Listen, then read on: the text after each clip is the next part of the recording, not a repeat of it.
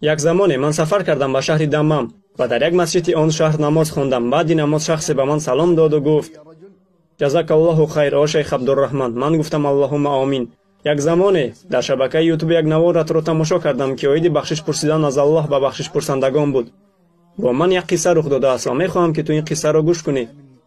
ва вақте ки ман ин қиссаи аҷибро гӯш кардам, бузургии истиғфорро ва он чизе ки Аллоҳ барои бахшиш пурсандагон омода кардааст ба хотир овардам. он мард гуфт ки ман се мушкилии бузург доштам. кори ман қонунӣ ба ҳуҷҷатҳо муҳр задан буд. ман қарзи зиёде доштам. ҳама ғаму ғуссаи дунё маро фаро гирифта буд. ман бисёр кор меҷустам. ҳар вақте ки ба кадоме аз корхонаҳо ё ширкатҳо мерафтам, онҳо рақами маро мегирифтанду мегуфтанд ки мо ба ту занг мезанем. нотинҷӣ болои нотинҷӣ, ғам болои ғам. ман дар ҷустуҷӯи кор ва ризқу рӯзӣ будам. ва дар ин ҷо ман навореро оиди истиғфор тамошо кардам ва фаҳмидам ки истиғфор сабаби ризқу рӯзӣ аст, сабаби гумшавии ғаму ғуссаву нотинҷӣ будааст. ман ба назди завҷаам рафтаму ба ӯ гуфтам ки то ин ки аз Аллоҳ бисёртар бахшиш талаб кун. шояд ки Аллоҳ ба мо кӯмак кунад то ки ғаму ғусса кам шавад. шояд ки қарзҳоро пардохт кунем ва мушкилиҳо сабук шавад. ва он мард гуфт: валлоҳи ман аз Аллоҳ шабу рӯз бахшиш талаб мекардам, то он даме ки Аллоҳ субҳанаҳу ва таоло ба мо осонӣ бахшид. Аллоҳ маро аз 3 қарзам халос кард. аз як қарз не, аз 3 қарз. ҳатто кадом кореро ки мехостам ҳамонро интихоб мекардам. ва ман аз ҳама кори наздиктару беҳтару вазифаи баландтарро интихоб кардам.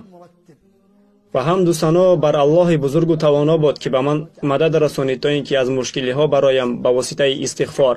ва ман ба ҳар касе ки инро мешунавад гуфтаниям: о касе ки нооромӣ, бахшиш талаб кун. о касе ки қарздорӣ, бахшиш талаб кун. о касе ки ғамгинӣ, бахшиш талаб кун. о касе ки халосӣ аз мушкилиҳо мехоҳӣ, бахшиш талаб кун. Аллоҳ мегӯяд: فقلت استغفروا ربكم إنه كان غفارا يرسل السماء عليكم مدرارا ويمددكم بأموال وبنين ويجعل لكم جنات ويجعل لكم أنهارا. او کسی که از جزای الله نجات می‌خواهی، بخشش طلب کن و این سخن الله را در یاد دار. وما كان الله معذبهم وهم يستغفرون. از سنت پیامبر صلی الله علیه و سلم گفته است هر کسی که طلب بخشش را به خود واجب سازد یا به روایت دیگر کسی که زود طلب آمرزش میکند، الله او را از همه ناچاری‌ها آزاد میکند، به همه مشکل‌هایش راه برآمد می‌دهد و رزق و روزیش را فراوان می‌گرداند. مخصوص در این ماه بسیار طلب بخشش کنید، بسیار طلب بخشش کنید. بگذار الله ما را از جمله مستغفرین گرداند.